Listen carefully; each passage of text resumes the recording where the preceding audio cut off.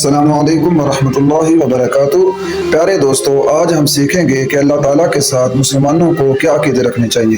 مسلمانوں کے عقیدے اللہ کے متعلق یہ ہونے چاہیے کہ خدا تعالیٰ ایک ہے، خدا تعالیٰ ہی عبادت اور بندگی کے لائق ہے اور اس کے سوا کوئی بندگی کے لائق نہیں، اس کا کوئی شریک نہیں، وہ ہر بات کو جانتا ہے، کوئی چیز اس سے پوشیدہ نہیں، وہ بڑی طاقت اور قدرت والا ہے۔ اسی نے زمین، آسمان، چاند، سورج، ستارے، فرشتے، آدمی، جن، غرض تمام جہان کو پیدا کیا ہے، اور وہی تمام دنیا کا مالک ہے۔ وہی مارتا ہے، وہی جلاتا ہے، یعنی مخلوق کی زندگی اور موت اسی کے حکم سے ہوتی ہے۔ وہی تمام مخلوق کو روزی دیتا ہے، وہ نہ کھاتا ہے، نہ پیتا ہے، نہ سوتا ہے، وہ خود بخود ہمیشہ سے ہے اور ہمیشہ رہے گا۔ اس کو کسی نے پیدا نہیں کیا، نہ اس کا باپ ہے، نہ بیٹا، نہ بیٹی، نہ بیوی، کسی سے اس کا رشتہ ناتا